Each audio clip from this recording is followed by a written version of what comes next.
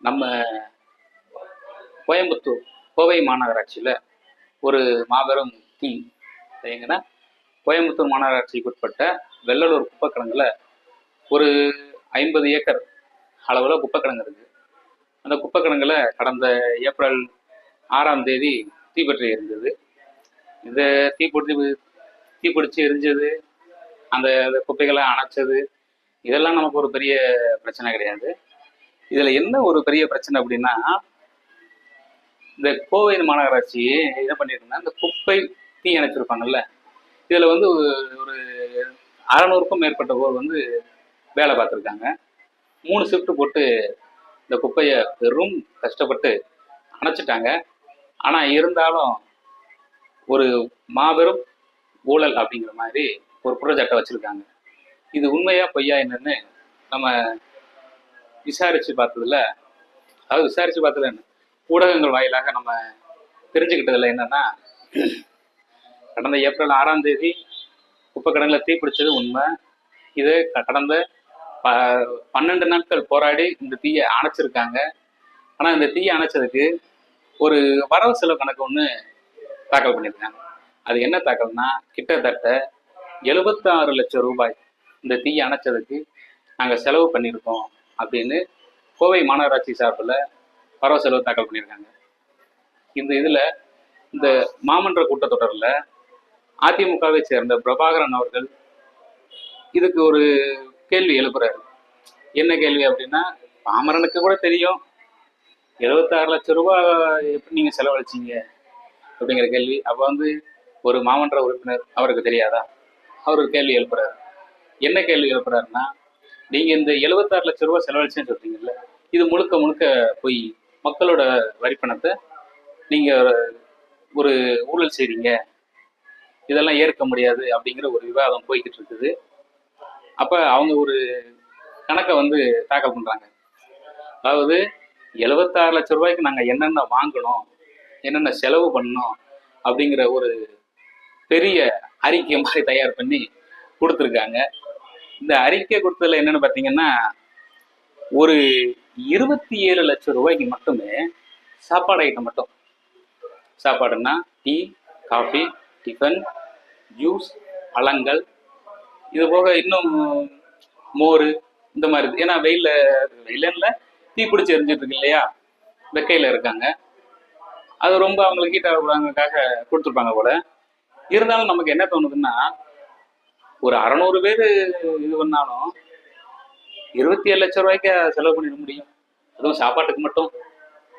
ரொம்ப வியப்பா இருக்குல்ல.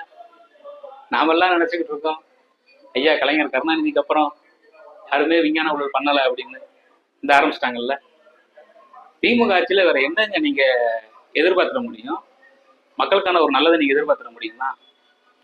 வாய்ப்பு இல்லை. இது வந்து ஒரு மாநகராட்சியில் நடந்த ஊழலை தான் இப்போ நம்ம வெளியே வந்திருக்கு.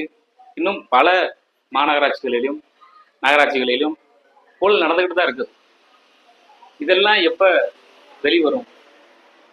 எனக்கு என்ன வருதுன்னா, ஒரு மாநகராட்சியிலேயே இவ்வளோ ஊழல்கள் செய்கிறாங்கன்னா, அப்போ எவ்வளவு தமிழ்நாடு பூரா எத்தனை மாநகராட்சிகள், எத்தனை நகராட்சிகள், எத்தனை பேரூராட்சிகள், இந்த ஊழல்லாம் எடுத்து பார்த்தோம்னா தலை சுத்துது. சரி, 76 லட்சம் தானே சொன்னாங்க, 7.5 கோடின்னு சொல்லல. கிட்டத்தட்ட 3 வருஷமா 4000 பேக்கேஜ்னு சென்னை வடிகால் வாரியம் திட்டம்னு சொல்லிட்டு ஒன்று கொண்டு வந்தாங்க. அதுவும் என்னாச்சுன்னே தெரியல. இன்னும் செப்டம்பர் மாதம் வெள்ளம் வந்துடும் எப்படியும்.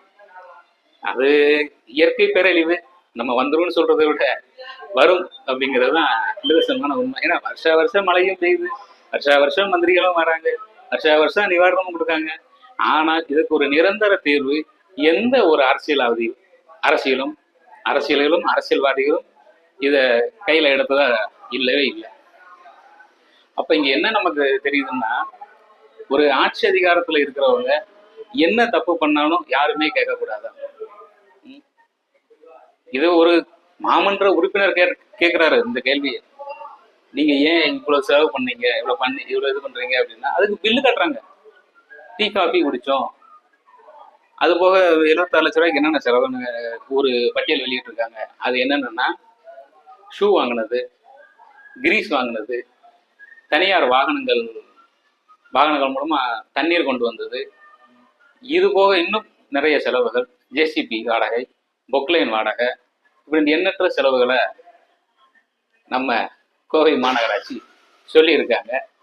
இது அங்க உள்ள மாநகராட்சி மேயரோட தவறா இல்லை அங்க இருக்கிற மாமன்ற உறுப்பினர்களோட தவறான்னு இனி வரும் காலங்கள்ல தான் தெரியும்.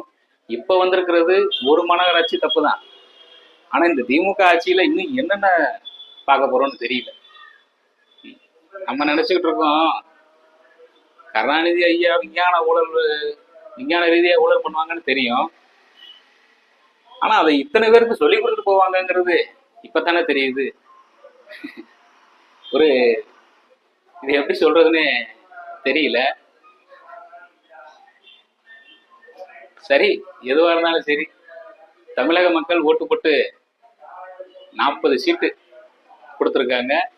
இது போக இவங்களுக்கு முதலமைச்சர் வேற. இந்த நாடு எங்க போகுதுன்னு தெரியல.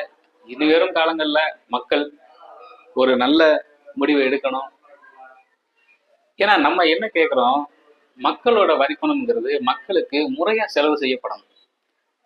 இது எல்லாருமே ஒவ்வொருத்தரும் கொஞ்சம் கொஞ்சமா நான் கொஞ்சம் நீ கொஞ்சம் நீ சாப்பிடு அப்படின்னு எல்லாருமே இப்படி மக்களோட வரிப்பணத்தை விரயம் பண்ணிட்டு போனா இங்க வரி கட்டுறவன் பணக்காரனை விட ஏழை தான் அதிகமா வரி கட்டிக்கிட்டு இருக்கான். அவனோட வாழ்வாதாரம் மேம்படுத்தணும், அவனோட வேலை வாய்ப்பை பெருக்கணும் அப்படின்னா இங்க ஒரு எந்த திட்டமுமே கிடையாது. பணக்காரனுக்கு என்ன செய்யணும் அப்படிங்கிற ஒரு திட்டம் மட்டும்தான் இவங்ககிட்ட இருக்குது. அப்படி இருக்கும்போது நானும் கூலி தொழிலாளி தான் இருந்தாலும் என்னுடைய மன வேதனை. ஏன்னா ஒவ்வொரு நாளும் கஷ்டப்பட்டு உழைக்கிறோம்.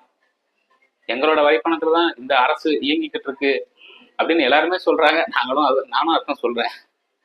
ஏன்னா தினமும் காலையில நான் எந்திரிச்சதுல இருந்து நைட்டு தூங்குற வரைக்கும் பயன்படுத்துற ஒவ்வொரு பொருளுக்குமே வரி கட்டுறோம்.